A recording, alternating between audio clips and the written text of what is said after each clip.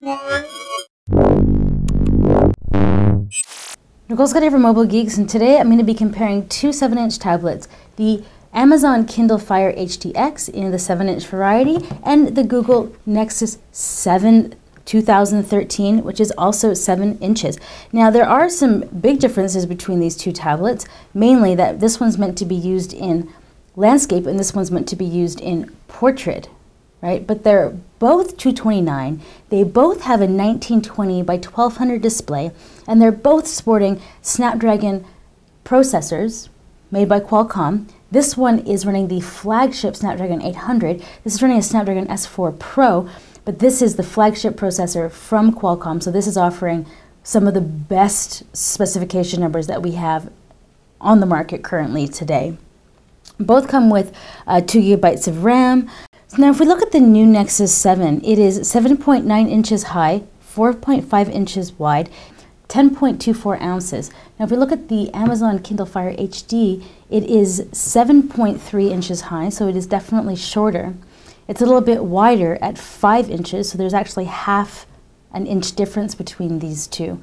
And when it comes to thickness, the Nexus is just a hair thinner, but you'll really not notice it because of the angle. But this one measures 0.34 inches, sorry, not 3.4, 0.34 inches, and this one measures 0.35 inches. So really it is very negligible, the difference between height.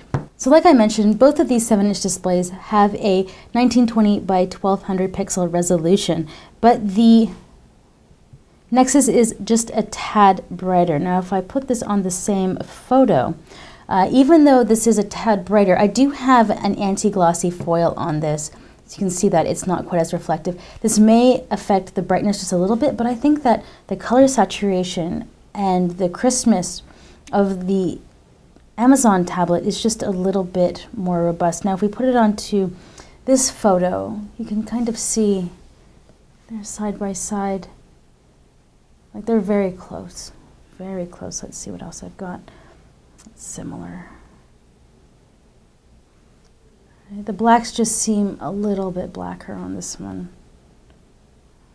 All right, now let's check out the audio. So both of these have stereo speakers, but you'll see here on the Fire that the stereo speakers are here at the top in this shiny plastic, which I dislike. Over here on the Nexus, though they still do have stereo speakers, they're over here down on the end to end. So you can see them right there. So actually, if you're holding the tablet like this, it's covered up just a little bit. So let's...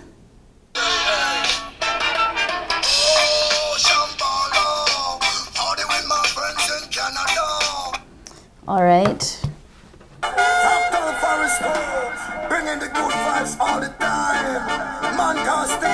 It actually has like bass.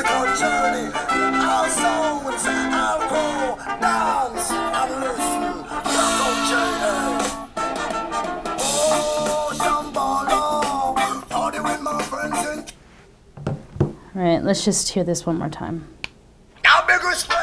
It sounds tinny. Now let's get into the interface. So Amazon's tablet is a media consumption tablet. You can see here at the top, they have different categories for consuming different types of media, right? Let's never forget that Amazon's #1 job is to get you to buy stuff, right? So they have a carousel up here, and if you just pull up, then these are the rest of the apps. Now if we go into an app, like say FIFA, let's see. EA Sports. It's in the game. You can see if I pull from the side, these are the recently launched apps down here. And then I can go back or I can go home. That's kind of the extent of it. If I pull down, this is kind of a very typical Android notification bar. Very simple structure up here. There's even a Mayday button, which I think tells you a lot about the fact that this tablet is geared towards new tablet users. Right, so very simple, consuming media. That's the #1 job of this tablet. If you have any trouble consuming media, we can even have this lady help you. But if we pull it down again, go back into the settings, very simple. And a heavy focus on parental controls as well. There's even a whole app to help you manage your children accessing different types of content. So now This is like the Cadillac of Android operating systems. This is a vanilla version of Android Jelly Bean, right? This isn't a forked version of Androids. This is an Android with a Amazon skin, with a highly controlled Amazon UX, right? This is Android how it's meant to be. Personally, this takes the cake. This is why I can't use this tablet. So many restrictions, so many problems, but the thing is, right, the funny thing is, I bought my dad a Kindle Fire and a Google Nexus 7 tablet, and I find that he does a lot more reading on the Kindle Fire just because it's set up in a much more user-friendly way for strictly consuming media. So it's like his morning tablet media consumption device, but like this doesn't have really cool stuff like, show me photos of the Amazon Kindle Fire HDX 7-inch. Pictures of the Amazon Kindle Fire HDX 7. Wonderful. So, I mean, it has Google Now, it has, you know, all the different types of notification bars over here. It's just a way more robust tablet when it comes to the ecosystem. The other thing you have to consider is that this has Google's Play, which is Google's own store for purchasing all types of things. So you can do apps. You can also do, let's just cycle this through, right? A lot of the same stuff that they have here, books, magazines, movies. This does come with 1 free month of Prime, so if I'm buying stuff, I get that really fast, cheap, free, easy shipping. And I also get to watch a whole bunch of series. So this actually has a lot more music that you can consume for free. Maybe not music, but the TV shows and that kind of stuff. Amazon has like one of the best setups for that. I'm not sure how good it is here in Taiwan, but yeah, we can, if you're in the US, you definitely have like some really great access to TV shows. It's kind of like competition for Netflix, but if you're an American, then I don't really need to explain all of this to you. So let's talk a little bit more about performance. So the Nexus 7 comes with a Snapdragon S4 Pro processor, 2 GB of RAM. It's got an Adreno 320 GPU, but this has a quad-core Snapdragon 800 with 2 GB of RAM and the exact same GPU. It actually blows the Nexus 7 out of the water when it comes to performance. On Quadrant, we're looking at, this is scoring like in the 17,000, and this is in like the 5,000 range. So it's actually like triple the benchmark speeds.